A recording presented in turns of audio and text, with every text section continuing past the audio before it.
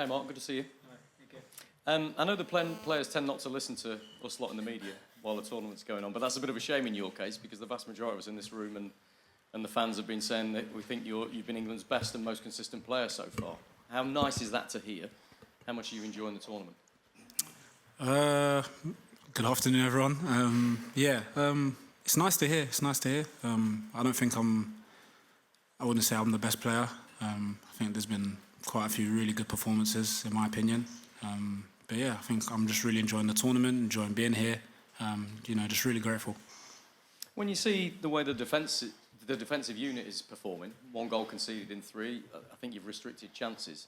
Is it a bit strange from your perspective to hear a lot of the criticism and some of the booing from the fans? I don't think the team's too focused on that, to be honest. I think we're just appreciative of those that have actually just come and supported the team in general, to be honest. Like I said, I think the camp's a very calm camp, quite relaxed and focused camp at the moment. But yeah, I think everyone's just really focused on the next task at hand, to be honest. Gareth has told the newspapers that he thinks he's maybe the reason for some of that negativity around the place, with some of England's support in particular. I wonder if that's tough for you to hear, because this is a manager who's given you your opportunity, brought you to your first major tournament. How important has he been for you? How important do you think he's been for England generally? He's been fantastic. I think if you look at his record, speaks for itself. Everyone's behind the manager, that's for sure. We've got a really close, tight-knit group, just focused on the next game, and I think everyone's just really appreciative of the manager, especially me. Him giving me my debut for England, him showing so much confidence in me. I'm really grateful, and I'm sure the rest of the team is as well. Hi, Mark. Hi, UK. Yeah, good, thanks. What's it been like playing with John Stones, and has Harry Maguire or anyone been in contact about your performances so far? No, I haven't spoken to Harry, but I think me being here, Harry's played a big part in that. His consistent performances for our other tournaments, his help with me on the training pitches before, it's been amazing, and I can't speak highly enough of him and John. Playing with John's a dream, to be honest. He's top professional, makes my life so much easier, and I'm just following in his footsteps. So it's fantastic. Watching those players over the last few years, has that helped you, do you think, step into the important role you have now? Yeah, 100%. Like I said before, just seeing them two at the highest level, playing consistently, playing really well, never letting their country down, I think is it's paved the way for me, and I think for so many others to come through in the future as well. Just to follow up on the kind of expectation there is from fans on the team, are you feeling that as players, and do you think it will go up as you're on the perceived favourable side of the draw? About the draw, I think everyone's seen in this competition that I don't think there is a favourable side of the draw. Every team, every opponent that you come up against is really tough to play against. But I think we just need to remain calm, and I think that's the environment that we've set ourselves. We put pressure on ourselves, but it's a very calm and focused environment, I'd have to say. So we just need to continue focusing on one thing at a time, really. Can we go Faye and then to Henry? So Alex first wants Hi, Mike. Nice to see you. Hi. England's defence is the most successful defence in the tournament so far. How proud are you of that, bearing in mind that was the focus coming into the tournament, that it was perhaps England's weakest link? I'd say I'm content because the job's not finished. It's important that I'd say, carry on building. And that's testament to the entire team, because we're not out there just playing by ourselves. It's the pressure from the front, it's the midfielders helping us, constant communication. So I think if we carry on building, we'll be fine. Is that something that maybe the fans and critics outside maybe need to remember, that actually defences tend to win tournaments and not necessarily the best attacking side? Yeah, I think it's a collective. Being able to defend really well, and if we're going to go far in this tournament, your defence needs to be really strong.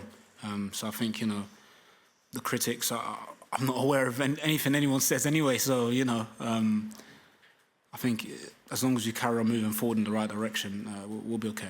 And just finally, how much has training stepped up now you're heading into the last 16? It has a lot. Even from just the last game, the intensity's gone up. We put a lot of pressure on ourselves to keep high standards, and I think it has to just remain at that level if we're going to carry on moving throughout this competition. Thanks very much. Thanks. Hi, Mark. You captain England at under-17s, under-21s, and you were Palace captain at 21. What are your strengths? Are you just a natural leader? Is it communication? I said this in another interview. I think my strengths are, to be continued. I don't actually really know. I'd say I'm continuously developing everything at the moment. Trying to just get better in every single department of my game, whether that is communication or whether that is distribution or defending. So I think hopefully in the future there's a few more bits to come from myself. You told the BBC that Thiago Silva and Didier Drogba were sort of role models for you. What were their strengths that appealed to you? I'd say resilience, both in their stories growing up, both in what they had to endure in their careers. In any professional career, it's really difficult to make it to the top. And for both of them, I think that's, for me, one thing that stands out for sure. And given England's issues at left back, were you surprised that Tarek is not here? I would have loved T to be. I thought he's had an amazing season, very consistent in his performances. Obviously, it's a shame, but I'm sure if he carries on, as we've seen with so many England players, that you definitely are able to get your chance. Thanks, Henry. Jack Pitbrook. Hi, Mark. You talked about John Stones earlier. Obviously, him and Kyle Walker have been playing tournament football for England for about 10 years now. Have they given you any particular pointers on how to get yourself through a tournament like this? Just to be yourself. I've relied, I'd say, on them as well as the whole team, to be honest. We rely on each other, but they've just told me just to be myself, to carry on doing what I'm doing. And just to support one another. I think that's is mostly the important thing. And what's it like playing with Kyle Walker? Top, unbelievable player. His career shows what he's already done in the game, but his tenacity, his leadership on the pitch really shows, especially in tough moments. So yeah, he's an amazing player. The other day on TV, he got called a cheat code because of how quick he is in helping you guys defend against the counter-attack. Is that something that you appreciate? Yeah, I think his pace definitely helps a lot in any situation. But it's not just that. His reading of the game is fantastic. He's not just like a one-trick pony. He's not someone that should just rely on his pace, but his intelligence to the game, his position, like I've said. So yeah, he's a fantastic player, an even better person for sure. Thanks, Jack.